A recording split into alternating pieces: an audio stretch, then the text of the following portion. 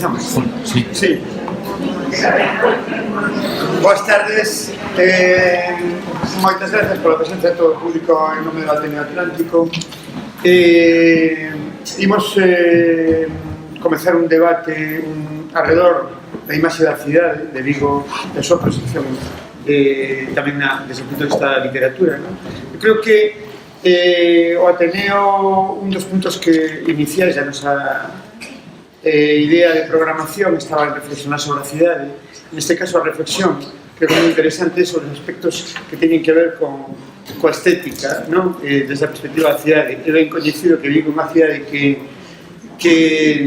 creo que ainda precisa de certa autoestima a hora de coñecer o seu pasado e de recoñecerse, non? Como núcleo de convivencia, pero tamén de historia, de proceso de un pasado sedimentado. Aquí, outro día, creo que noutro acto que tivemos nese mesmo espazo hai poucas semanas, non? Falábamos un pouco das camadas de sedimentos, non? Sobre os que aparece tamén a propia idea de paisaxe, non? Neste caso, imos falar da idea de cidade vinculada a un proceso de creación desa súa imaxe, non? Que a mí non tema particularmente, digo, desde unha perspectiva estrictamente persoal que me interesa moito tamén, non? Desde a perspectiva tanto do mundo literario como da percepción da imaxe da cidade como tal, como desde o punto de vista visual tamén, da propia cidade que creo que é moi interesante como tema e que en algún caso, pues, tamén foi obxecto do meu interese como traballo de investigación. Para falarmos destas cuestións, temos hoxe aquí a tres persoas, a María Portero, que vai xogar o papel de mediadora de todo isto. María non presenta a ningún, son ben coñecidos para todos os presentes, pero ademais María é fundadora do Ateneo, está na primeira liña da creación deste, creo que para nós, proxecto que nos entusiasma, non? Como proxecto colectivo, que vai xogar ese papel, non? De mediación con Jorge Lamas, que é xornalista e escritor e que ten traballado sobre estas cuestións que estamos a referirnos, non? Se refería a esa visión tamén da literatura da cidade, e con Pedro Feixóo, que é novelista e que na súa obra aparece, digo, de maneira recorrente, non? Non, un par deles, efectivamente. Ben, sen máis, doulle a palabra a María José e logo, pois, espero que poida surgir unha fluida conexión que nos leve tamén a debaternos entre todos, non? A nosa idea da cidade, esa perspectiva do literario e do cultural e tamén do vivencial, non? Moitas gracias.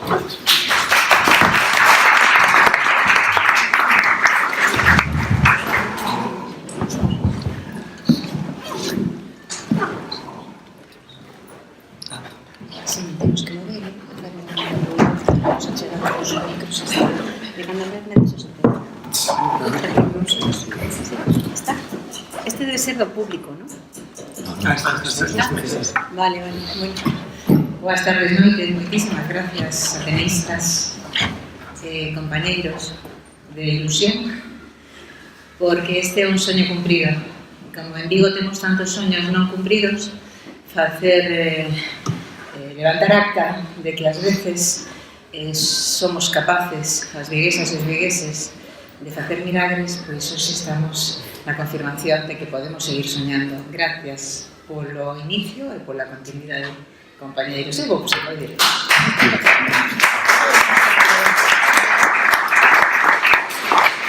Sois unhas e uns campeóns. É máis doado botar a andar que seguir camiñando.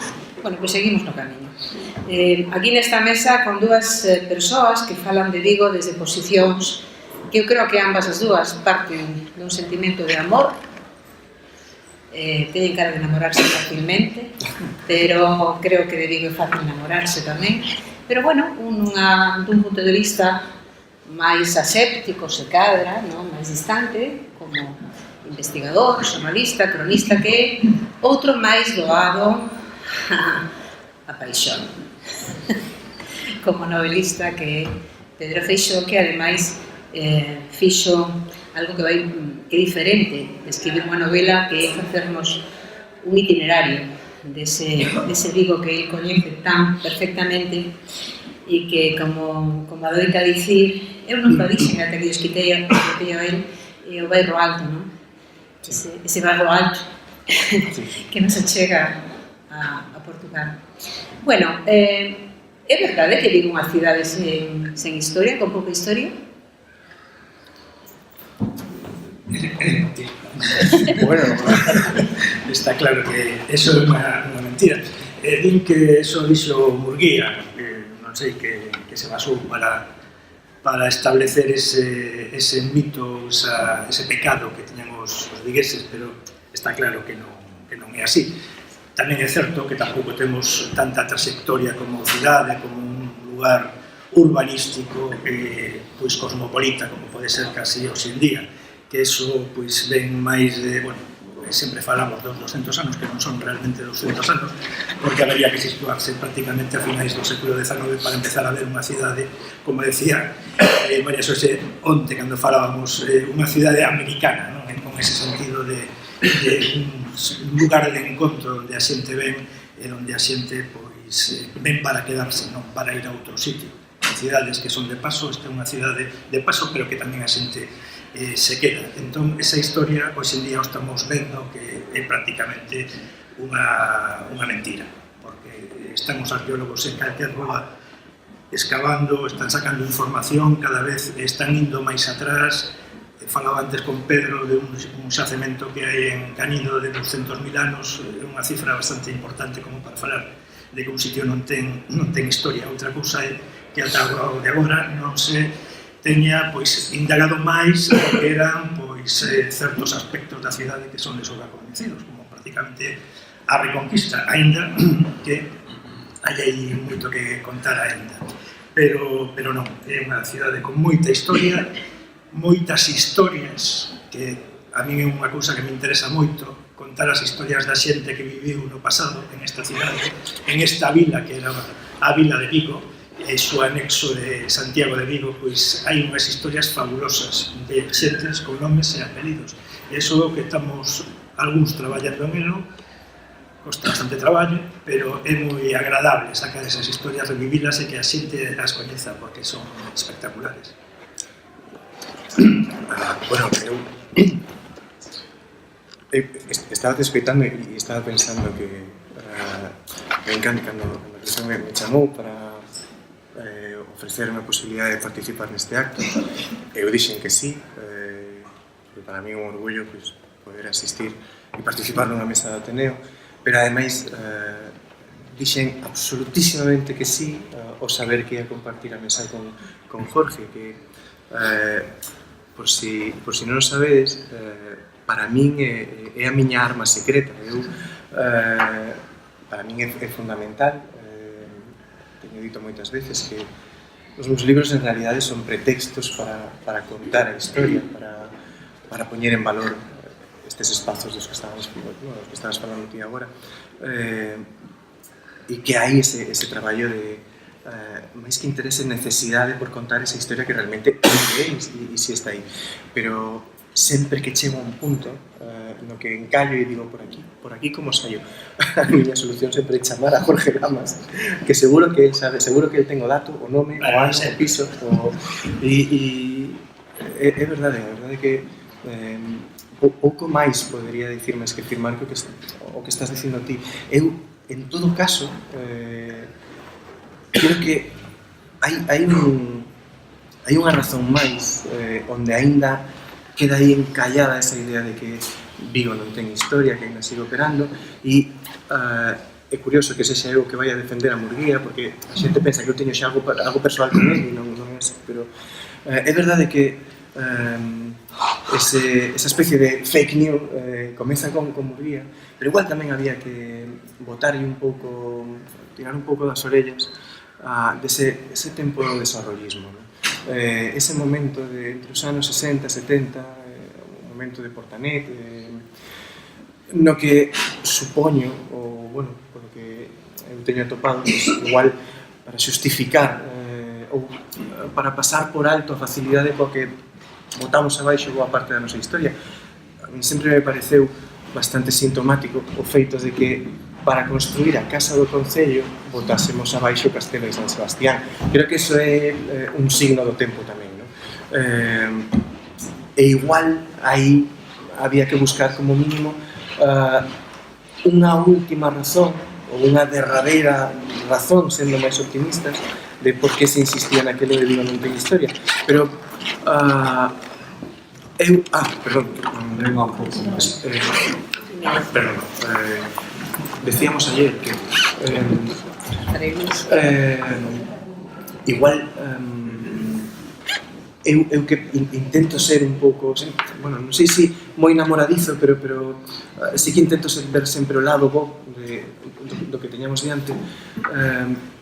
Quero pensar que hoxe sí que está cambiando esa percepción, non só entre nós, sino que antes falábamos, antes de subir, por exemplo, das respostas cada vez que se organiza un paseo ou como se achega a xente xa non só as novelas, sino a outro tipo de propostas históricas e as fai súas. A mí é algo que me parece fascinante. E igual ten que ver, eu comentaba yo antes a Jorge, co feito de que era a miña percepción, pero eu nacín no ano 75, son daquela xeración que cada vez que chegaba a fin de semana os meus compañeiros da escola desaparecían porque marchaban todos á aldea. A resposta máis sempre era a mesma: marchamos á aldea. Eu dicía, esa aldea debe ser grandísima porque marchan todos á mesma. Creo que esa xeración, o crecer, igual é verdade que son fillos dunha outra xeración anterior que chegou aquí a traballar, que viviu todo ese boom industrial último da cidade, pero esa xeración crece, aséntase, queda aquí, empeza a instalarse no barrio alto. O barrio alto non o inventei, eu recollino ali no barrio. E de repente deixa de... está moi ben o da aldea, pero deixa de ir cos pais á aldea e empeza a quedar e a mirar ao redor, a ver que é o que hai, a ver que edificio este, por que estamos aquí, por que é especial o edificio do moderno, por que chama a atención a cúpula. Eu creo que ese tipo de interese tamén responde, en certa medida, ademais, non digo exclusivamente, pero sí, ademais, a un cambio xeracional que a min me ten entusiasmadísimo. Igual son demasiado optimista, pero bueno, eu creo que hai tempo para esperanzarse un pouco máis. Sí, engadindo unha cousa a ese pensamento que estou de acordo, que tamén se nota e tamén está tirando para que a xente se interese un pouco máis unha cousa tan sencilla como son os Facebook de fotos antigos. A mí chameme moito a atención o interese que ten a xente por como era a cidade, pois, dende que a fotografía está presente na cidade e queda reflexada nos distintos arquivos, como dicemos o Pacheco. As reflexións que fai a xente sobre ese sitio. Normalmente hai unha idea que sobrevoa todo que é canto perdimos. Que bonito era isto, que distinto de hoxe en día. Chámame a atención porque pode ser tamén o que di Pedro, que sexa unha porta de enganche para pensar. Outro dato que hai hoxe en día, xa somos unha cidade onde a maior parte dos habitantes xa naceron aquí. Aquel mito de que era unha cidade aluvión, que viña xente de outros sitios, que eran minorías os vigueses que marchaban á aldea, hoxe en día xa non ocorre así. Xa é unha cidade onde hai máis nacidos aquí e creo que é a cidade onde máis hai nacidos que de toda Galicia. Sempre se falou de Coruña como un sitio tal, non, Vigo hoxe en día. Entón, é normal tamén que ese interese salga. Eu tamén, o papel que están facendo a xente da literatura me parece fundamental. Aí eu sempre otorgo certa responsabilidade que teñen que ter o lector a hora de crear escenarios históricos para construir os seus relatos.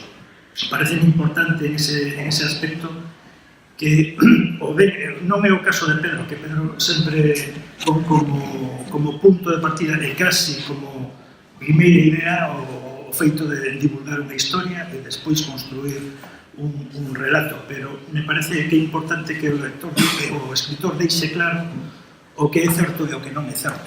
Na literatura está todo permitido, porque é creación. Na historia non. A historia é unha ciencia en donde está basada unha serie de normas e de reglas que hai que cumplir. Se dá por feito que o historiador busca a verdade.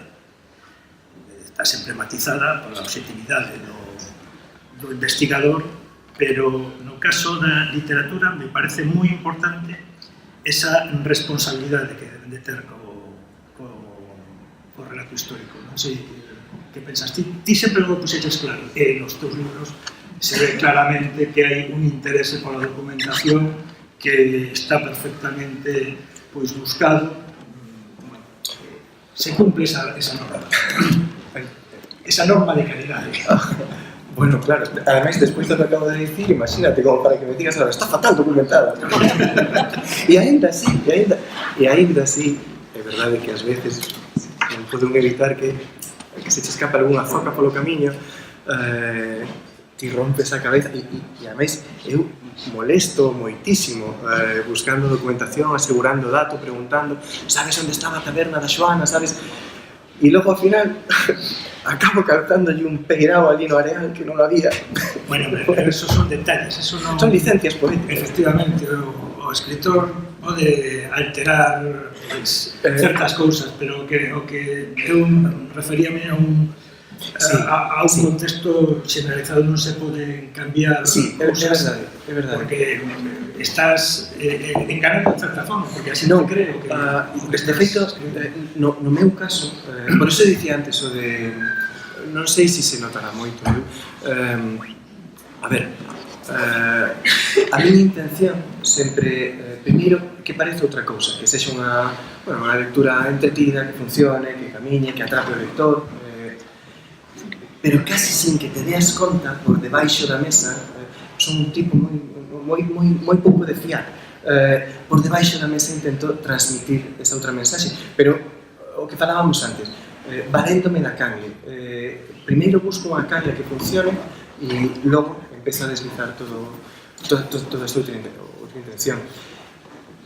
No meu caso, é certo que eu antepoño moitísimo a documentación e tento ser sempre o máis fiel á realidade histórica. En todo caso, igual a diferencia entre un traballo historicista e un traballo literario está en que hai veces nas que eu teño que marcar un límite e dicir ata aquí. Si consigo, igual non teño por que entrar exactamente a hora, o minuto do día exacto. Por exemplo, eu en Os fillos do lume, o que buscaba en realidade era contar a historia da Reconquista non quedando só e además me parece algo moi valioso a historia da tal e como estamos celebrando agora, o momento da chegada das tropas, a toma da cidade, a reconquista da praza, pero ti sabes perfectamente, porque me dixetes ti ademais, que tan importante como é moi importante contar que Vigo foi a primeira praza que se lle recuperou ao todopoderoso Napoleón, pero tantos días previos como a pequena guerra de guerrillas de escaramuzas que hubo dentro da cidade, como que pasou despois, eso tamén é determinante, non só para entender a historia da Reconquista, sino para comprender de que maneira Galicia entra na súa modernidade, porque ao fin e ao cabo a guerra de Galicia foi iso. A mí o que me interesa, o que dicíades vos ao principio, abrir a porta e que haxa un debate. Eu podo deixar iso, eu nestes libros non... Antes dicías, contas historias que sei a perfección. Non é iso. Eu o que busco é compartir o pouquinho que sei e lanzalo. E que algún de vos incluso me mande de volta. Pois eu non sabía isto, ou se o sabía, pero era así.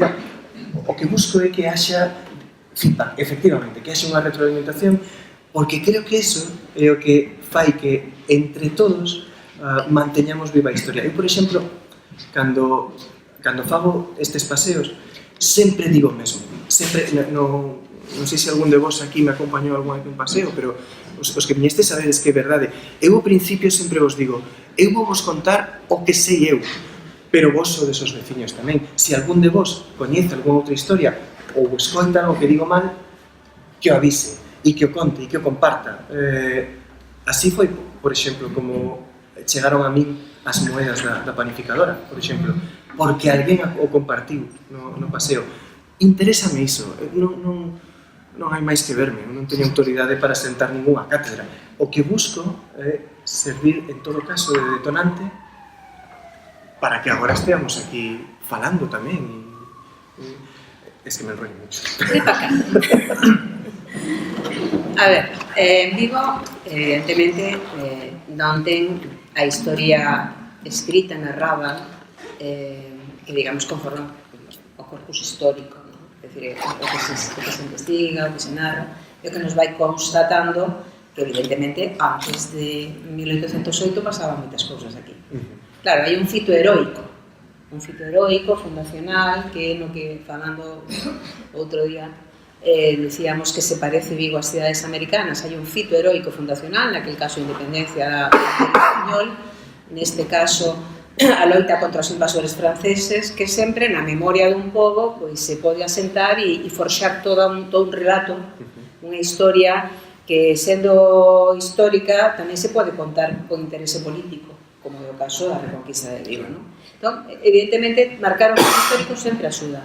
Pero a mí me gustaría, se vos parece, saltar un pouco, logo seguides discutindo sobre isto, se queredes, pero a mí me gustaría falar dunha peculiaridade que ten Vigo, que é unha cidade que ten moitísimos historiadores, aficionados algúns, outros historiadores, pero eu coñecín na miña longa vida profesional a moitos que pasaron horas e horas e horas na biblioteca de Mao, investigando, lendo as crónicas e xornais do diario decano da prensa española, que é o Faro de Vigo, lendo os arquivos del pueblo gallego, é dicir, verdadeiramente, pois, Francisco Armesto, por exemplo, que fora director do Faro de Vigo tamén da Escola de Artes Oficios daquela, Manuel Fonte, Gerardo González Martí, que ainda está por aí, é dicir, a propia función e creación do Instituto dos Estudios Vigueses nos fala de que hai moitísima xente, moitísima, e me parece que non exagero se falamos en proporción á cidade que temos e a historia oficial, entre aspas, que temos. Entón, bueno, esa curiosidade pola esas historias que son anécdotas ás veces, anécdotas familiares ou persoais, pero que ao final construíndose entre todas, facendo o puzzle, construen a historia real. Ese corpo de investigadores, pensades que está recoñecido, pensades a que se debe, que pasa?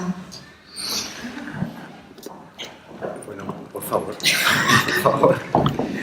Pois, reconocido non está. Non sei de quen é a culpa. O caso é que si hai moita xente e se están publicando moitos libros, os libros non se venden, eses traballos levan moitos anos facelos, non hai despois unha compensación, xa non digo económica, sino dende un punto de vista casi moral en que teño invertido tanto tempo. Eso ocurre. Como se podería solucionar eso? Non o sei, pero creo que o método de divulgación ten que cambiar. Non funcionou hasta agora. Nos están dando os escritores pois todo unha lección de divulgación amena. Quizás temos que baixar ese escalón, poñernos na rúa, falar dende a rúa, porque dende a cúpula, pois non, ou dende o balcón non hai solución, como se decía nas manifestacións. A mí pareceme, por exemplo, o libro que ten Pedro aquí diante, ese percorrido polo Casco Vello, donde se mistura a literatura e a historia, me parece un bo exemplo e un camiño a seguir pois para divulgar, para difundir todos esos coñecementos, todas esas investigaciones que se fan pois a diario. Hai moitísima xente que está traballando no Instituto de Estudios Vigueses. Todos os anos se saca un boletín con... hai colas para que a xente poda publicar. Se non publicas xa non é posible, pero eu creo que é culpa nosa como contamos as cousas. É certo que hai dous escalóns na investigación e na divulgación. Hai un escalón que é inalterable e non se pode mover, que é o que é a investigación académica, científica en todas as súas normas e todas o seu rigor. Eso ten que ser así porque non hai máis, está máis circunscrito o ámbito académico, pero o seguinte escalón, que é o que trata de divulgar a toda a xente pois máis ou menos interesada na historia, ese ten que cambiar, non se pode empregar as mesmas armas que no escalón de arriba. Hai que baixar, hai que contar dentro do xeito, hai que saber narrar como narran os literatos. O xeito de contar as cousas pode facer que alguén pois continúe lendo un libro. Eso xa é o básico, pero despois hai outros puntos que teñen que cambiar. Aí me parece fundamental. A ver, é certo. O que pasa é que eu creo que tampouco, non sei, desde a miña perspectiva, igual cada quen ten o seu rol e dentro dese rol tamén hai unhas formas. Eu creo que o que non é xusto, de entrada, o punto de partida non é en absoluto xusto, porque indo ao comezo do comentario, efectivamente, non é que o papel do historiador non estea ben valorado e recoñecido como se debe na cidade. É que creo que en ningún plano, porque eu, cando falo estas cousas, sempre conto, por un lado, había as fontes oficiais, o papel do cronista oficial na cidade, e logo sempre intento chamar a atención sobre os cronistas laterais. A min parece imprescindible, pues, por exemplo, o traballo de Taboada Leal ou Espinosa Rodríguez para comprender a historia da cidade, pero estando atentos ás lecturas de José de Santiago, por exemplo, ou xa metidos máis, achegándonos a nós, pois un libro que eu menciono moitísimo sempre é A historia íntima de Vigo de Amador Montenegro. Que é verdade que é un libro que ten moitas imprecisións, que ten erros, pero que a nós vennos moi ben para tirar de fíos. Para min, o paradigma de home que se entrega tamén o estudo da historia da cidade e que non é recoñecido como debe, o resumen absoluto disso é o caso de Pedro Díaz. Para min, un traballo como La caracola de piedra, creo que, ou bueno, incluso aí logo unha traducción, está a Budina de pedra igualmente. Creo que ese libro debería estar en absolutamente todas as escolas, e non só o libro, sino a actividade que ele facía.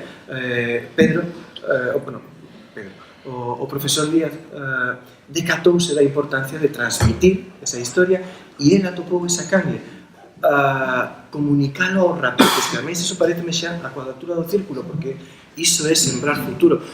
Por si alguén non lle soa o que facía o profesor Pedro Díaz, que era profesor da Escola Rosalía, era traer os rapaces, a excursión que organizaba cos seus alumnos era traelos ao casco vello e organizar pois casi unha procura do tesouro, unha caza do tesouro, preguntas, había pistas que había que buscar coa xente que tiña negocios na praza, e iso é sembrar futuro.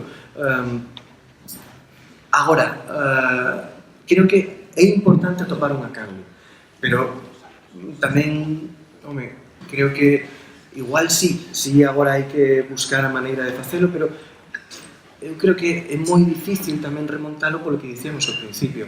O papel do historiador, de quen se encarga de estudiar a historia da cidade en Vigo, aínda empeza cun 5-0 en contra, porque vimos aínda flota por aí ese discurso que dicías ao principio.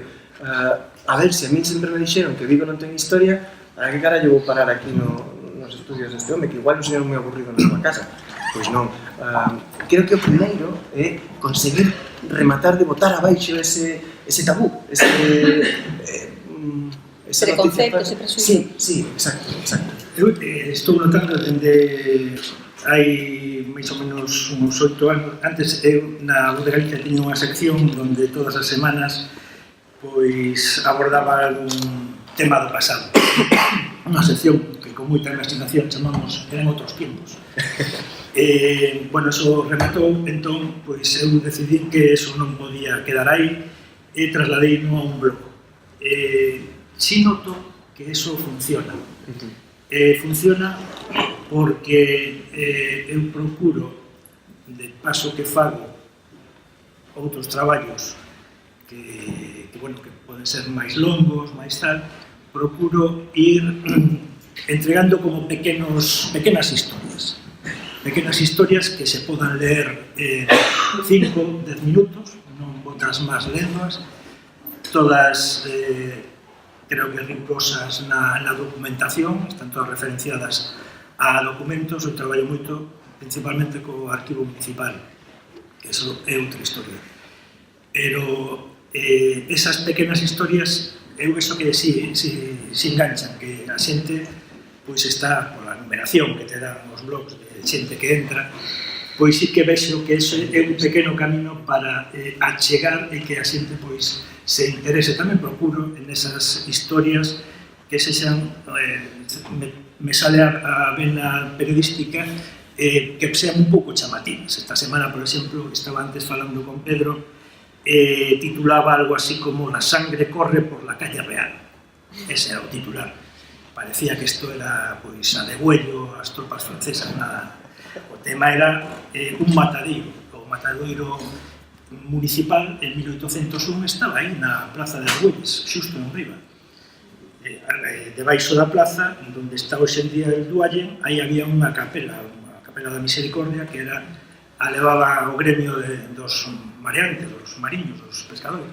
E por ese terraplén, antes de que construían esas escaleras, baixaba o sangue, baixaba a matanza que facían de animais, e dice a documentación de un pleito que hai entre os mareantes e o Concello, di pois textualmente que a sangre corría hasta la calle real e despois baixaba o mar. Eso engancha, é así un pouco sensacionalista, sí, que vamos a facer, é sensacionalista. Pero hai que buscar métodos, hai que buscar, a fin de contas estamos falando de algo que a mí me apasiona e quero, eso o regalo todas as semanas, non, a xente non ten que comprarlo, ten que entrar en internet e velo. Pois a un lle gusta que a xente coñeza eso mismo, que a mí me pode apasionar. É un dos métodos que ao mellor hai que ir cambiando e hai que ir... Perdón. Claro, a eso me refería, a atopar a carne. A mí parece moi injusto, moi injusto. E sei que, como diste, que logo, se o libro funciona, a maioría das veces os que levamos a fama somos os escritores de ficción, pero iso fago sempre. Os que lestes algunha das miñas novelas sabedes que verdade, nelas sempre hai referencias a autores, a textos, os personaxes falan sobre estes libros dos que falaba antes, intento meter tamén eses comentarios a blogs. Antes, por exemplo, estaba pensando niso cando dicías o interese que hai agora, por exemplo, polas páxinas de fotos do Bello, de a ciudad que se perdió, e non só iso, claro, aí xa adiantaxeste e contaches o do blog. A min pareceme que iso é moi interesante e non só iso, hai uns anos, creo que logo a cousa quedou aí un pouco no aire, pero tamén estaba aquilo de o que facía, non me lembro agora do nome do autor, pero tiña un blog tamén que se chamaba Amigopedia, que funcionaba moi ben. E hai interés, el tiña tamén, o tiña enlazado ao Facebook, e aí de repente disparábanse un montón as visitas.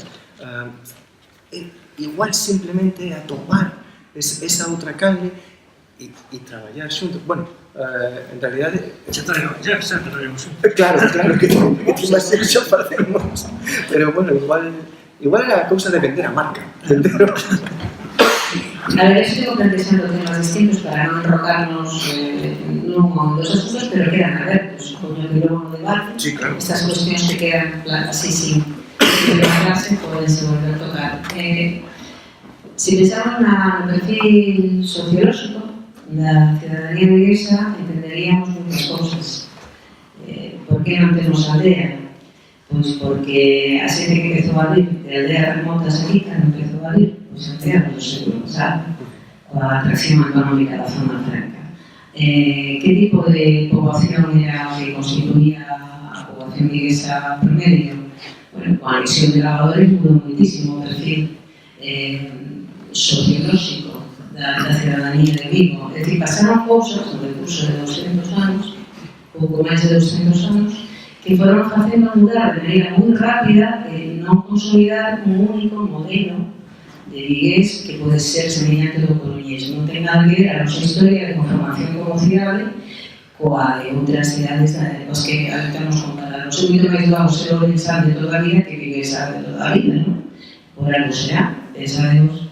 Bueno, sempre se dixo este dato, non sei se será certo, que foi unha das cidades que máis medrou en habitantes en Europa no século pasado. O mellor é verdade, o mellor é outra lenda urbana, porque nos mola ser os máis en todo. O mellor non son novo, esta cousa, este delirio non é novo. Pero hai que proteger outra cuestión, aquí para os que nos interesen a seguir este fío, e é que a historia non te falla contar, simplemente hai que abrir os ollos e ver que te sujetará unha iglesia románica.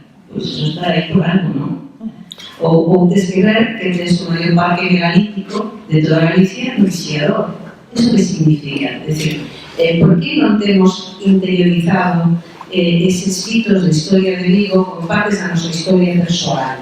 Pois porque a nosa historia persoal, como veis, na maioría de parte dos que estamos aquí presente, por lo que ti decís. En 1991, creo que un por aí, e cando se censa, que tamén hai máis xente nada en Vigo que nada en outros lugares. Son as xeracións as que incorporan a ese Vigo e ese pasado de Vigo como un pasado propio. Esta é unha teoría que ven aquí para crear problemas, non para facilitar por nada, non? Decía un compañero xornalista noso que xa non está en exercicio, que se chama Paco Gil, tenía unha sección que se chamaba, non me acordo, pero decía que Vigo era unha confederación de aldeas, grado de vínculos. Non sei, verdadeiramente, se aprendemos a historia de Vigo, o mellor é certo que esa forma en que se configurou administrativa e políticamente a cidade explica esta actitude, por así decirlo, de históricos, cando temos a vista pois, as salinas romanas, temos a vista a historia da pesca da sardiña, temos hai unha outra cidade en Europa que sexa obxecto dun poema na Idade Media. Por favor, quería decirme unha. Porque, bueno, sí, claro, nos tempos clásicos, evidentemente, en moitos lugares épicos e literarios, que outra cidade é obxecto dun poema.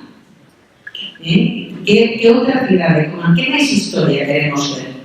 Que estar fichados. Por que non consideramos todo isto parte dunha historia incorporada? Eu creo que aquí é unha cuestión, insisto, máis de tipo sociolóxico que de narrativa, ou que traballo dos historiadores. Se lo poñen arriba de ese poder, se discutir de algo, porque está de acordo de todo. Pois, eso me ven para falar de algo que ten moito que ver co que estás dicindo, e que non deixa de ser un paradoxo, porque se ben é certo que non dun xeito mayoritario non está incorporada a historia, si calou moi hondo as tradicións. A min chamame moito a atención que en Vigo a maior parte das festas teñen que ver co ciclo agrario. Se pensamos no casco vello, pois estamos falando dos maios, estamos falando das castañas en novembro, o ciclo prácticamente completo agrario o estamos celebrando nunha cidade mariñeira. E máis, o catálogo etnográfico do Concello de Vigo ten máis elementos rurais que industriais relacionados ca pesca ou con outros sectores industriais. Aquí hai censados, non sei, muiños, miles, hórreos, outros miles. Bueno, elementos típicamente agrarios, centos, pero sin embargo, deixamos caer a metalúrxica, deixamos caer en guixar todas as a salgadura e despois a conserva, hai como dous planos.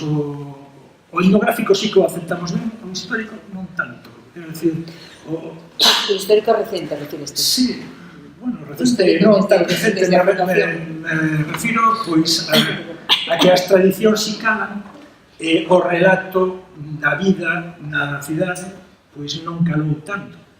É algo que non deixa de ser unha cousa, non sei se contradictoria, pero que si chama a atención. Non sei, estaba pensando en que é máis un espacio máis recente e creo que é difícil, porque quedábame antes co que dicías ti de como non nos decatamos de que isto é pues, unha igrexa neoclásica. Bueno, pois por que vamos a escribir isto do día? Eu, de feito, creo que eran os fillos do mar contaba aquilo de que aquí sempre vamos ás carreiras para coller impulso para seguir a seguinte costa. E igual iso en boa medida explica por que fomos tan despistados todo o tempo. Non sabía o de que calasen desa maneira as tradicións. E a verdade é que me parece un milagro, porque tendo en conta, por exemplo, a cantidade de veces que, e isto fixe, non? Preguntei, non? Estar, por exemplo, lembro cando estaba preparando que logo ia ser o camiñar ao Vigo Vello, faláramos disto, como se delimita que é a cidade bella, que damos por Vigo Vello, que damos por Casco Vello. Eu que son moi zorro, puxenme na Porta do Sol e fixenme pasar por turista, e que xa hai que ter cuajo. E entón preguntaba ali na Porta do Sol para ir ao Casco Vello, por onde se vai, non? E a maioría da xente, por exemplo, explicábame que está solado, o Casco Vello é aquí, agora chegas á praza e todo por aí para baixo, dai para baixo, dai para o mar. Non, de feito, si preguntaba, en algún momento preguntaba, e esa parte de aí, que tamén se ve rota, dicía, eso es la ferrería. E ainda, e estamos falando de, pois, 2015, 2016, ainda pairaba por aí arriba eso de, eso é la ferrería, tú verás. Eso non era Casco Vello. Entrabas na ferrería e eso xa non era ferrería. Se preguntabas aos meus veciños, bueno, pois a ferrería era o Barrio Alto, era... Logo na Porta do Sol, por exemplo, eu lembro cando foi toda... que me chama moito a atención a xente cando sinalo os impactos de bala de Carreró. Xa bastante era que se fixase, que a xente prestase atención. Ti dicías unha igrexa románica. Bueno, xa bastante era que se fixasen no edificio Simeón, que se fixasen no edificio Argones, contar a historia da igrexa que desapareceu, tanto máis hoxe como para, bueno, e además é unha cidade na que ni Dios se pone de acordo para dicir que é Casco Vello, que cidade, que barrio histórico, que é cidade monumental, que, claro, a min todo parece un milagro isto que diz de que callen as tradicións. Aí xa non son tan optimistas, pero non vos perexedes. No, é que a mí me encanta falar, tamén es un micrófono de vos veredes que facedes. Me cosme moito non intervir en temas que me apaixonan isto e me apaixonan. Como non nos van a interesar os ciclos agrarios se as nosas aboas e as nosas nais realmente viñeron dunha aldea na que se formou parte da súa cultura e da súa formación como seres humanos? Pero que idea grabadores, que son do Calvario, da Rua Sagún, todavía nunha cooperativa agrícola gandeira, non existe. É dicir, unha cooperativa agrícola gandeira en Vigo, porque o Vigo Antigo non é só o que chamamos Casco Vello. Sí, claro. O Calvario bastante antigo tamén. A Rua Sagún tamén é unha rua bastante antigua. Quero dicir, como se están plantexando que hai un centralismo vigués do Vigo primixenio, o que logo se mencionou Bozas, que despois Lavadores, que é a irmá pobre, a solteirona castigada por ser roxa e perversa, e que ten unha totalmente non incorporada a historia de Vigo do punto de vista que si estamos a falar agora de outras cousas.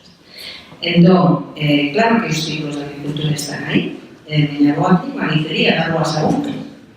Viña de Lugo, se me ocurriu que unha manicería aquí, e traían o leite de onde, de arriba, de Sáboma, de onde fose, nas sellas, pero non estou falando de 1901, estou falando de 1970.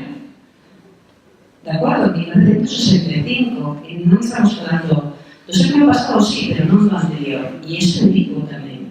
E en Vigo está esa simbiose do agrícola e do industrial, que é este carácter particular, e a mí me parece que o que pasa é que en Vigo cada un vive tamén no seu lugar, e afortunadamente agora hai un punto de encontro, digamos que de verdade hai unha centralidade que nos une a todas e a todos, me parece a mí, non sei. No, pero está claro que por eso, pero que a mí resulta bastante chamativo o asunto, o peso que ten precisamente todo ese pasado, todo ese imaginario rural que sigue existindo en unha cidade que é a primeira cidade de Galicia, unha cidade que vive o que vive. Perdón. Por outro lado, e volvendo a algo que decía antes María Xosé, que tamén decía Pedro, eso de que eliminamos cousas porque eliminamos o pasado para crecer para o futuro, eso en gran medida un dos pecados que ten a cidade son os recheos, non? Esa cantidad de superficie que lleimos ganando e que parece que nunca cesa, non? Eu fixen no libro un cálculo así casi de xogo, salía, pois non sei se sempre se compara con estadios de fútbol, porque se di que a xente, pois sempre conoce o que mide un campo de fútbol, que salía algo así como, robamos de mar unos 400 campos como balaídos, unha barbaridade.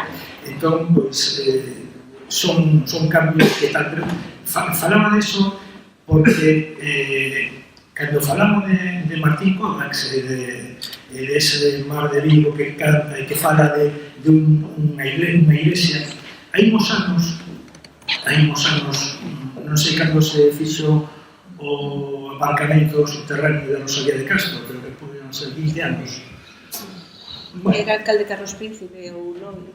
Non foi en tempos de todo desarrollismo. Foi hai 20 anos. Todos coñecemos perfectamente como era Rosalía de Castro, aí non hai moito. Ali apareceron uns restos dunha igrexa que decían que pode ser unha igrexa paleocristiana. Podía ser perfectamente a igrexa da que falaba Martín Kovacs. Onde está? Tapao, un aparcamento, e construe en riba, non hai problema. Hai na rúa Marqués de Valladares, non está nos pide. No, en riba da iglesia. Bueno, pero a iglesia está baixo, o sea, está o solar. O solar. Eu digo na rúa Hospital. Non é máis ali.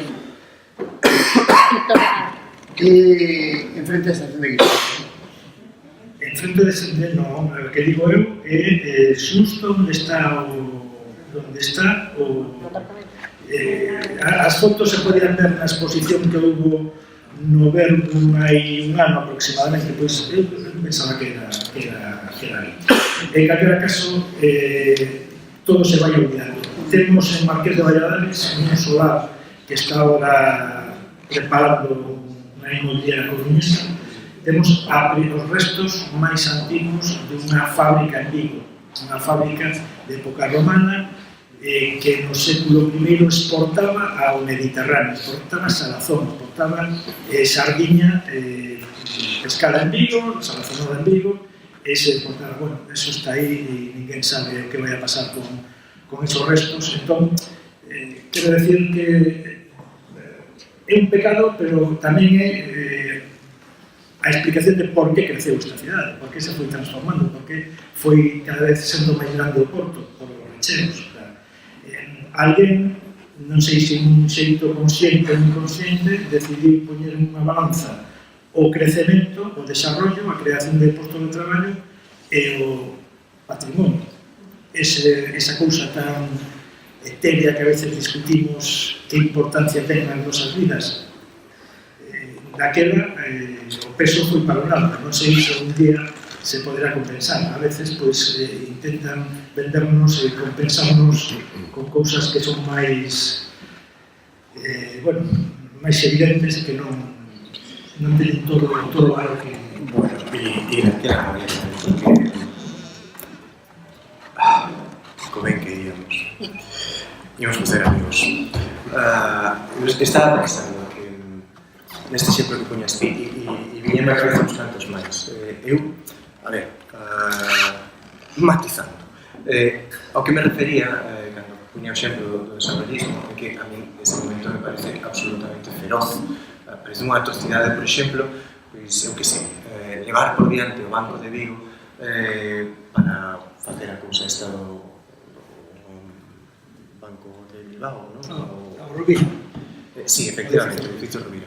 E, bueno, e unha e outra e outra.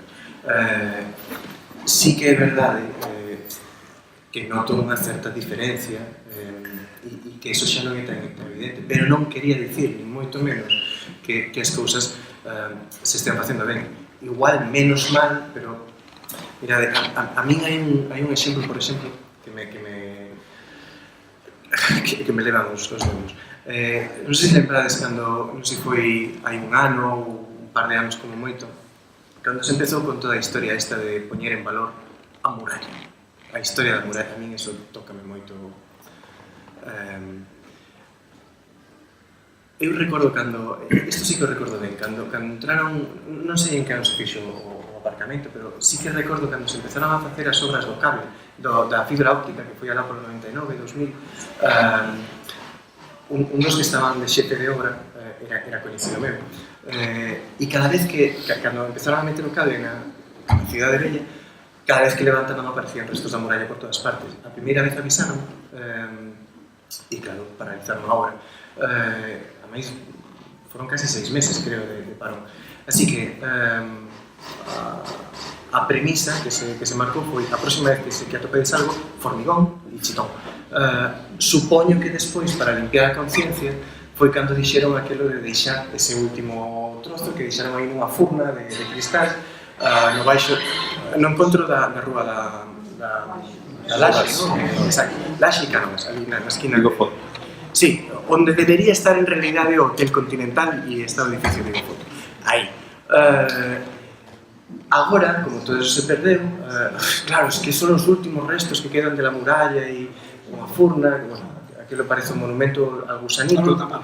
Sí, agora para explicarlo, dentro do proxecto de poñer en valor a muralla, taparon cun panel explicativo. Que digo, isto xa é o colmo del propósito. Que sepa usted que aquí debajo hai un trozo de... Tamén se fixeron, xusto antes disso, fixese todo aquilo de poñer, bueno, sinalizar o percorrido, poñer uns cantos pedróns que explicaban, e estas marcas vermellas no chan, que fixos un logotipo moi bonito con MV, Muralla de Vigo e non sei que, pero non se explicaba nada. Ali había unhas marcas que, para colmo, sin que pasase nin sequera un ano desde que se puxeron, empezaron a borrarse. E de repente ali, aquilo sí que parecía un río de sangre. Aquí alguén ha matado a alguén e quedou aquí un pegote, non sabemos moi ben o que é. E sen embargo, tápase esa cousa que había na furna de cristal. Non se sinalizan as bases que hai debaixo da Praza do Peñasco, que son a muralla. Pero que o que me parece máis grave, máis disparatado, por exemplo, é que tanto rollo con poñer en valor a muralla, bueno, vos xa o sabedes, aínda queda un paño en pé na muralla que é o que baixa desde o Castelo de San Sebastián ata o Paseo de Alfonso. Eso que son, bueno, son case 25 ou 26 metros de percorrido, eso é muralla, e non está sinalizado. Agora, grazas a dar, e eso é meritoso, eso é absolutamente meritoso, porque grazas a dar moito a paliza con parade na lonxa, encher os formularios, facer un pido que conseguiuse que se desbrozase todo iso e que aparecese, que fose un pouco máis visible. Pero iso non está marcado. A xente está aburridísima de min e da teima esa de aquí falta unha placa que diga que non sei que, pero non está feito. Aquí abaixo, na Rúa Real, isto conto moito, sinto repetirme, pero creo que me parece un exemplo cando menos un tanto esperanzador. Cando se fixo a reforma de onde son agora a serie dos registradores da propiedade, aí onde está a Casa de López Araujo, que é un edificio barroco do 1763, ese é o edificio que ten os dous torreóns que fai a esquina. Sí, este. Cando se ia dar por rematada a reforma, un dos dous torreóns desaparecera. Se agora ides buscalo, veredes que están os dous no seu sitio. Por que hai interés? Porque a xente se parou, se plantou, se conseguiu no seu momento involucrar incluso o Colexio de Arquitectos e dicir, chico, aquí me faltan unhas piedras. E de repente o torreón volveu ao sitio. Non quería dicir que todo estea ben. Bueno, non sei se vivimos nunha cidade moi fermosa ou que, pero o que sí que quería dicir, o que me refería era que hai outra política, pero sobre todo nos somos máis conscientes diso. E, bueno, supoño que neso tamén está, hai que poñer en valor os traballos, pero a eso me refería. Isto es por buscar conflito tamén. Sí, pero era sacaría todo a pero era con él, No, digo, coa chegada da democracia empezou a cuidar algo do seu patrimonio. Iso non pode quedar. Non é mérito das viguesas e dos vigueses, foi un cambio histórico e ese cambio histórico fixo que, bueno, que en todos os lugares que teñan algo para conservar e en todos os lugares hai se fixesen planos urbanísticos e se regulase, digo, ten un plan de edificios a conservar que foi o primeiro que se fixo de protección urbanística en a historia de Vigo que nos anos 80-90 se fixeron, sabedes, plans urbanísticos irrealizables, pero compañeros como subcostas, por exemplo, de Fixón de la Gota, recuperación do patrimonio, e non todo é tan negativo. Outra cousa é que chega un momento no que te afas e te parece que todo nace cando naciches ti, non? E non sempre acontece. Eu remítome de novo, para mí un exemplo ilustrativo, o Xerador. Pero non sabedes cantas lamas están á vista, expostas á destrucción, dos de as veciñas que construen ao lado, en Candea. Pero se sempre un parque megalítico. Claro, se nos preocupa a muralla e non nos preocupa ter en Galicia o maior consunto monumental prehistórico. Que queres que che diga? Que lle ponemos unha placa. Eu ponemos unha placa.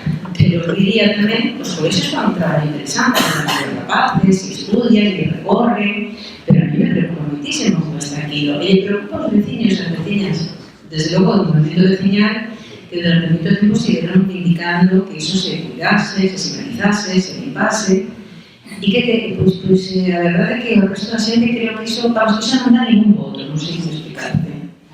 Eso tenemos que facerlo ver, porque cando decimos que non tenemos historia, tamén é que non a queremos ver. E esa é unha parte importantísima da historia da nosa cidade. Aquí a deixo posto. Outra parte que a mí me gustaría tocar con vos ou axudarvos a platexar, sei que non se debe dicir en galego, ou propoñer as figuras da historia. Tenemos unha historia chea de nomes propios moi valiosos, persoas que foron trascendentais na historia deste outro marco de convivencia onde estivemos, pois que foi que siga a ser España ou o Imperio, nomes de vigueses moi importantes que non están ben ou non son ben coñecidos. Non se trata de facer un monumento, pero sí se trata de cultivar e de saber por onde iban as preocupacións dos intelectuais de finais de século, de principios de século. Por que esta é unha cidade referencial para o descubrimento? Por que? Pois porque aquí sempre toman tamén gallegos. É dicir, non somos, vou seguir citando, temos o maior parque megalítico de Galicia. Somos a única cidade do mundo que está citada poéticamente nun poema nunha cantiga medieval. Somos a capital ou o lugar, non capital política, pero onde se imprime e se dá a luz cantares gallegos que non temos que explicar que supón. E non pasa nada. Fomos a sede de un xornal como o Pueblo Gallego. Aquí, Paz Andrade fixo o xornal de Galicia. Temos unha biblioteca que nos diga, a biblioteca de Mao, que aquí houve xente dun nivel impresionante que ademais influiu porque estivo presente en decisións políticas moi importantes da historia do século pasado e do século anterior. E temos outra cousa, e xa vou deixar de falar con isto. Temos que lembrar a nosa historia marítima, que foi antes o ovo ou a galiña, non sería Vigo así como que se veía, non? Decía Hemingway, nunha carta a John, esta ficha literaria que está aí para que la vean, decía Hemingway, allá dos pasos nunha carta que lle envía en 1931, describe Vigo, iba aquí en Real, liña de Nova York, que decía que na nosa bahía que había toda armada británica. Pero por outra banda decía que unha cidade de carta non lle debe gustar moito. É normal, non? Que lle debe gustar unha cidade, en fin. Pero había niño. Había niño, gustaba de sí. Tamén lle gustaban os mojitos. Era como que se lle gustaba de mí. Bueno, digo isto porque me parece que hai moitos aspectos de historia non somente eso teñen que ver con lugares, con territorio, con espacio físico, é a historia que faría sempre. A ver, bueno, a ver, xa empezamos a dibuixar antes, cando falábamos da presenza dos historiadores, e contaba o exemplo de Pedro Díaz. En certo modo, supoño que tamén un pouco de resultado dos tempos que arrastramos. Vivimos... Se parte un pouco. Perdón. Empeñámonos en vivir de costas a nosa historia e por extensión de costas os que fixeron a historia. Empezando, incluso polos que o contaron. Por iso falaba antes de Pedro Díaz, ou, bueno, aí non me vou desenvolver moito máis porque me toca a nivel persoal, pero sempre me chamou a atención a desmemoria co caso de Manuel de la Fuente, por exemplo, que é un home que lle entregou prácticamente toda a súa produción á cidade, e non só a produción particular, sino en todo o traballo de recuperación da memoria. Os Fillos do Mar daba moitísima paliza co caso de Pacevich, por exemplo, que, por certo, tamén é un dos nomes que, xunto con Martín Curti, foi de la Fuente, o que axudou a volver a poñelo en valor. Se eu tivese que quedar con un dos casos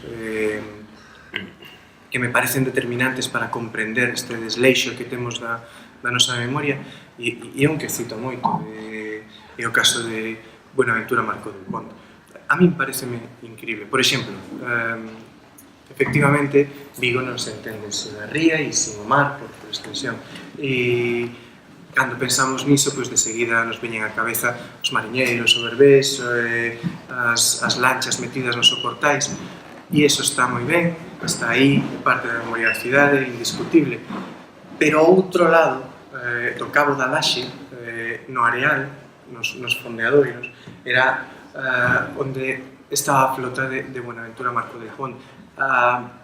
Cando xa empezábamos a soñar con estampas mariñeiras, o negocio do Vigo Corsario era o verdadeiro motor industrial nese momento da cidade, e o seu máximo expoñente é Buenaventura Marcó del Pont. E agora estou dicindo Buenaventura Marcó del Pont, pero podería inventarme calquer outro nome, porque, curiosamente, sendo, por exemplo, o responsable, outros dos motores, andado o tempo, outros dos motores industriais e económicos da cidade son as conserveiras, as salazóns catalanas.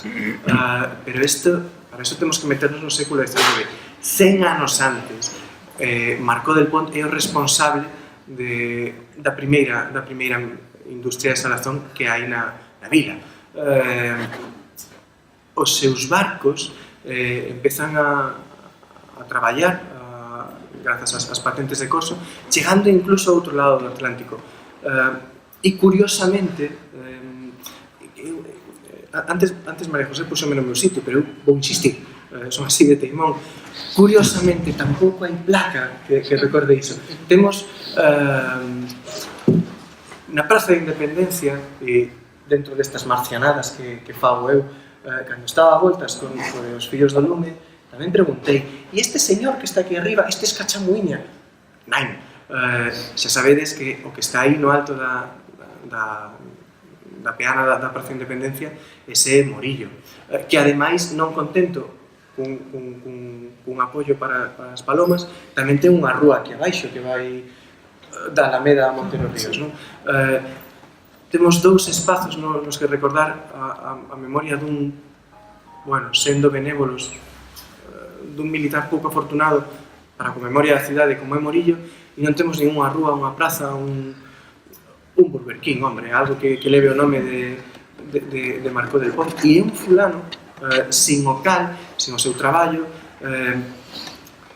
Por si non quedou claro, para que vos fagades unha idea, Buenaventura Marcó del Pont é o responsable de que é o principal responsable e o principal pagador, que ao fin todos son números, de que o Cristo da Vitoria este aí e de que hoxe teñamos, pois eso, a procesión e todo iso. Si o Cristo da Vitoria ten este arraigo, esta presenza na cidade, porque en determinado momento Buenaventura Marcó del Pont financia un altar na Igrexa Nova para o Cristo da Vitoria. Olvidouse de apuntar que ia ser o altar maior, pero bueno, esa é outra historia. Alguén que é tan determinante para comprender a industria, a economía, a actividade mariñeira, a actividade política. Buenaventura Marcó del Pont morreu sendo alcalde a perpetuidade e en boa medida a idiosincrasia cultural da cidade non ten rúa, non ten placa, non ten... Bueno, igual placa non, pero... Pero creo que me parece un bo síntoma de esta desmemoria, ¿no? Y ahora que me corrijo. No, precisamente en estos momentos estou facendo un traballo de tratar de saber como era Vigo, pero a vida en Vigo, non os grandes feitos, os grandes nomes que puderan trascender, sino a xente, os panadeiros, as panadeiras, os que traballaban para o Concello, os que traballaban de mariñeiros, como era ese Vigo xusto antes da chegada dos franceses, cando era unha vila aproximadamente de unhas 3.500, 4.000 persoas, non era máis. Eso a mí é o que máis me está interesando hoxe en día. E todos os días convivo con esos nomes, con esos vigueses, os vexo pois, todos os días en estas libretiñas que vou escribindo aquí, o que vou sacando do arquivo. O que máis costa, o onde temos que traballar moito máis, é no tema das mulleres. Porque a historia está escrita por quien está escrita, os tempos eran os tempos que eran, é moi difícil pois ir máis alá de a viuda de ou a panadeira ou determinados sectores, pero é moi difícil chegar a descubrir a importancia e o papel que tiñan en aquela sociedade. Pero tamén das xentes que traballaban nos gremios. En Vigo había 4 gremios ainda, pois, cando chegaron os franceses había 4 gremios na cidade. Toda esa vida a mí me parece moi interesante, porque a veces pensamos na Reconquista, pero non no escenario, pensamos nos feitos, pero non como vivía aquela xente, como era a cidade, que se facía. Vigo debe ser un antro, pero de moito cuidado naqueles tempos. Son continuos os autos de goberno prohibindo, o sea, marcando o peche das tabernas na vila. O sea, había un horario de inverno e outro de verano, como hoxe en día, ás 9 da noite en inverno, ás 10 en verano. E se conta sempre que hai que establecer esos peches, hai que ser moi estricto, porque están acontecendo pois, actos violentos. Se fala de que se vende aguardente e se vende viño. A xente debía de dar moito, debía de alterarse moito, porque é unha constante neses anos, nos anos que están correndo, pois é continuo. Despois, bueno, debe ser un sitio, bueno, normal, porque tamén é un sitio donde se achegaban moitos barcos a principios do século XIX, xa está permitido o tráfico de comercio con América. Eso cambia moito as circunstancias. Hai que pensar que o mellor porto natural de toda a costa atlántica que é Vigo tiña prohibido comerciar hasta prácticamente 1770 algo non só con América, sino tamén con Inglaterra e con outros sitios. Houve moitos pleitos ao longo a finais da Idade Media, porque Bayona e Coruña, que tiñan a autorización para ese comercio, se queixaban de que os ingleses viñan aquí e preferían estar aquí, e a vila preferían pagar as multas que lle caían, pero eles preferían estar aquí porque era moito máis cómodo para eles. Entón, toda esa vida a mí me parece interesantísima, porque nos dá outro xeito de ver os grandes acontecimientos, os grandes nomes. Falabas de Buenaventura, que, por certo, o señor Buenaventura tiene un conflito bastante grande con resto da corporación, porque non aparecía por concello. Ele era rexidor perpetuo, aí te teño que aclarar unha cousa. Antes da formulación de todo o que é a administración municipal, Vigo tiña a xurisdicción de Vigo, o sea, quen impartía a primeira instancia de xustiza era o arzobispo de Santiago, era o dono, o señor destas terras. El decía quen era o alcalde era o xuiz. El era a primeira instancia, cumplía unha especie de presidente da corporación, pero era o xuiz. E despois estaban os rexidores, que tamén os elexía el, e eran perpetuos. Tan perpetuos eran que Buenaventura, que tenía moitos negocios, tiña, pois eso, moito lío na cabeza. En 1801-1802, en plena guerra contra os ingleses, el di que non pode asumir o traballo que ten que facer o concello. O sistema que tiñan os rexidores era prácticamente, había un rexidor de mes. Durante un mes había un que estaba de guardia, digamos que tiña que facer as inspeccións e ir ao sitio. Él non aparece durante varios meses, empezou a reclamar desde o de Tite. Aquí estamos en plena guerra cos ingleses, hai moito que facer e ti non apareces.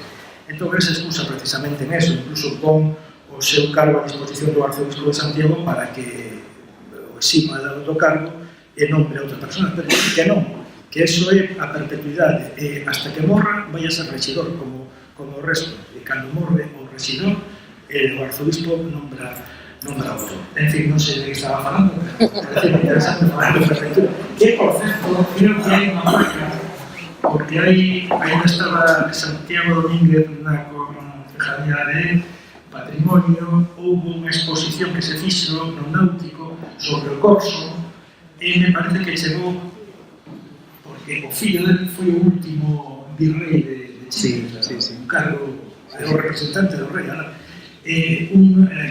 A familia trasladouse a Argentina, a Chile, e estaba, era unha descendente. E creo que fixeron dentro do antigo rectorado de Quedanzano, xa unha plaquiña de recordar a Buenaventura que iban a facer, pero quedou así. Bueno, algo por alusión. Vedes como unha gozada escoitar, non? Vamos pasar xa o coloquio que sei que hace cuarto, non? Sí, Deberíamos de pechar, entón, este é un micro de Sara, non? Só quixera chamar a atención sobre algo que a min personalmente me chama muitísima atención, e que os nosos dous ilustres contertulios tiveron a elegancia de non referirse en ningún momento a Xulio Verne. Me parece dunha grande altura intelectual. Estábamos esperando que fixeras ti, porque non é interesante porque ás veces tamén se consolidan, digamos que isto non é un tópico, é unha realidade, pero parece que se pon algo de moda e hai que coller por ese carreiro sempre, que está moi ben, efectivamente, recordar. E falamos tampouco da batalla de Rande. É interesante a hora de ver todos os perfiles desde os que se podería ver esta realidade.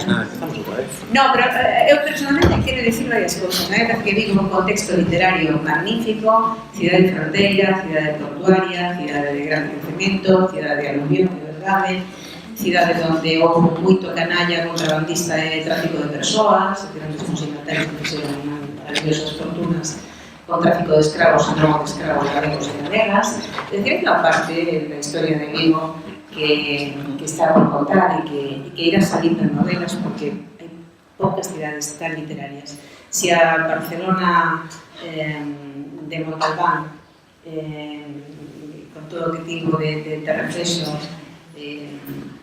cidade como Marsella, pois eu creo que Vigo pode terminar e ser un escenario cinematográfico maravilloso, literario. Vigo personas en sí mesmo. Pasamos a vos, bueno, muchísimas gracias a Pedro e a Jorge que van a seguir entre nós. De que queredes falar? Quen quere falar? Eu sempre quero falar do barrio do Cura. Que era moi normal. O barrio do Cura é o que está en Bellas Villas, no Fernando Torres. De todo porque é unha coisa moi grande, a nivel histórico e a nivel tamén do Casco Vello. Para mí, eu creo que ese barrio do Cura debería de ser un patrimonio, ou debería de restaurar tal como era, aquel patio tan bonito que había, con casillas ao redor, iso é unha mágoa que se perda. E aí están, mortos de risa. O Silo dos Ancianos tamén, morto de risa. Eu sempre penso, aí, unha residencia de estudiantes, é un tema maravilloso. Pero nada, teñen todo ese proxecto, esa cousa tan moderna, é que o lavadero que abaixo, vas por ali, e aquilo tamén nas ganas de entrar. Eu é que eso penso moito, por eso dicen, non é algo de Cura. Eso, me gustaría que o recuperaran ben, que non fixeran unha cousa aí supermoderna. Se hai máis preguntas, casi mellor xa deixamos que rematen logo eles, parece? Sí. Un descoñecido entre aquí.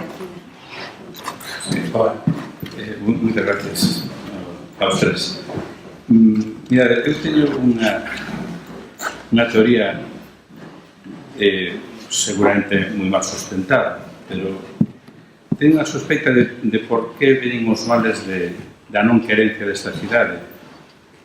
E tamén, de certa maneira, de que, salvo agora, e salvo Camilo Nogueira, non houve ninguna persoa en Vigo de unha relevancia política a nivel de Galicia. Non terá que ver, pregunto, con que na época, mediados do século pasado, que antes de María José, da construcción do desenvolvemento grande de Vigo, que non había unha burguesía propia, con querencia da cidade.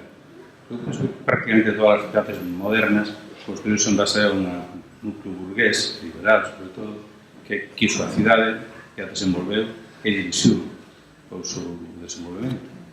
E en Vigo, no momento que lle tocaba, ainda non estaba a cidade como tal, e cando pudo, pois a burguesía era o foránea ou un pouco ilustrada, armadores con pouca ilustración. Vale. Eu penso que dai é, además, o que pode marcar a diferencia de Coruña, de Santiago, de Ourense, de Pontevedra, de calquera outra vila tradicional en toda Europa. E eu noto porque eu desde pequeno, tamén nací moi pertiño de naceu en 60, na Rua de San Roque, e despois, bueno, cando era xoven, eu observaba que aquí non había esa burguesía típica, había un grupiño de xente que non necesariamente viguesa no aeroclub, uns pouquiños máis en club de campo, sabe, unha burguesía alrededor do náutico, pero pelexaban incluso entre eles. Nunca houve un núcleo burgués e esos liceos, esos casinos, esos incluso ateneos liberais de tempo, que penso que non ten equiparación alguna con esta, pero bueno, penso que igual está aí alguna razón, non sei. Aproveitamos o micro na sala.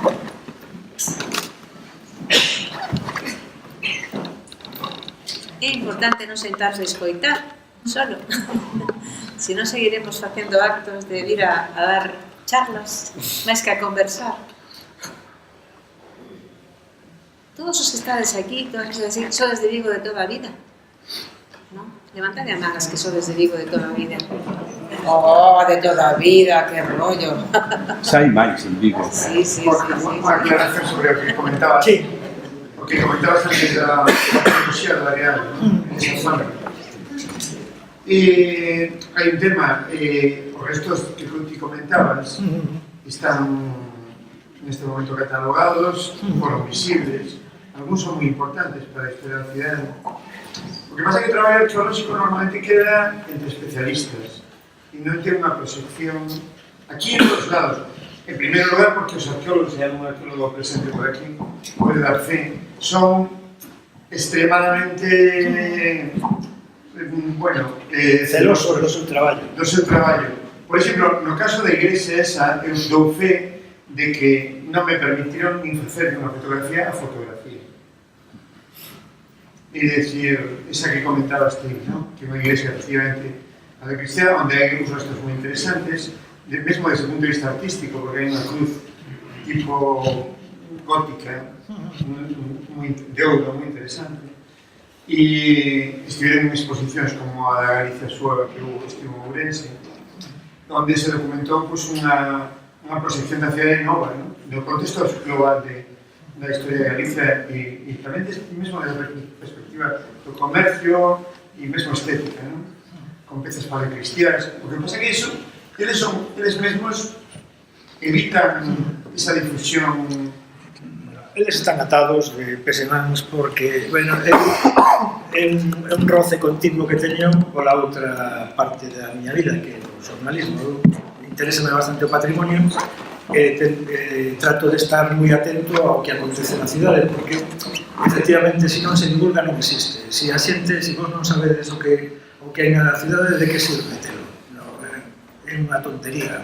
É mellor que desaparezca e facer como fixeron co Castelo, tiralo ao mexe, punto, porque de que sirve? Entón, aí hai un problema, e que tamén se podría, pois, ao mellor, engadir ao que falaba antes do barrio do Cura. Hai intereses urbanísticos moi importantes. O arqueólogo non fai nada se unha empresa non compra un terreo e decide construir, porque as promocións ou os impulsos, digamos, de o Concello ou de outra administración son pequenos e raros. Entón, todo o que sabemos do pasado a través da arqueoloxía ven a través das promocións privadas. Entón, ao arqueólogo se está pagando unha empresa. O arqueólogo está no mercado. Eso entendemos todos perfectamente. Está sometido, pois, a un pacto de silencio con ese sector. Por onde pasan, entón, as informacións? A través de patrimonio da Xunta de Galicia. Patrimonio da Xunta de Galicia tampouco fai moito por difundir as cousas. Eu recordo, cando estaba o director xeral de patrimonio que estaba, cando foi o bipartito, cando estaba o bloque, que era o que despois creo que ainda sigue sendo o director do Castro este de Lugo, que é precioso. Aquel foi un fenómeno. Aquel introduxo moitas cousas que non se volveron a producir. Sacaba un catálogo anual de todo o que aparecía en determinadas zonas, na provincia de Pontevedra, na provincia de tal. Estaba colgado en internet cantidad de información que a mí, por exemplo, me permitía publicarla no periódico, que a xente se enterara do que hai. Eso todo desapareceu. O mutismo é absoluto. Ti, se queres falar, bueno, xa non me falo do Concello, porque no Concello a lei do silencio é brutal. O sea, ninguén te conta nada se non dá autorización ao Jefe Supremo. Entón, eso é imposible. Pero na xente pasa absolutamente igual. É dificilísimo chegar. O sea, que non é normal que non queran contar porque están sometidos a todo. Ao cabo dos anos, pois, o mellor publicarán algo, se teñen tempo, porque será outra. Non teñen tempo ni siquiera para entregar. Ahora se están apretando bastante, incluso están metendo alguna multa para poder entregar a tempo os informes, pero é moi complicado, é un tema moi complicado porque está o diñeiro por medio. No barrio do Cura tamén estaba o diñeiro por medio, e eso xa sabemos todos como é unha cousa que é difícil de unhas leis, pero tamén é difícil, non é tal. En canto a... bueno, non sei se a ver se se me escapa. O de a burguesía que falabas, eu tamén teño unha teoría. que aquí non temos tradición de administración. O feito de non ser... non aparecemos na época romana, a pesar de todos os vestigios que apareceron porque non estamos na administración romana, non sei por qué, pero non estamos. Igual isto era pois, simplemente como as colonias esas africanas do século XIX, onde paraban ali simplemente para recoller o marfil e tal, pois igual era algo así, pero non temos esa tradición de administración. Despois xa, ao longo dos séculos, pois tampouco os intentos aqueles a principios do século XIX, mediados do século XIX, de chegar a ser capital de provincia, que tamén ten su aquel toda esa historia, pero eso non tal. Que ocurriu? A burguesía se dedicou ao que sabía facer, que era crear pasta. Así, entón, non veía como algo productivo o feito de dedicarse á política. Non saían as xeracións de burgueses desta cidade, os fillos seguían prácticamente a estela dos países. Hai que ver que viñeran de fora ou que viñeran... Pero de fora chegaron a finais do século XVIII ou a principios do século XIX. O sea, deulle tempo nas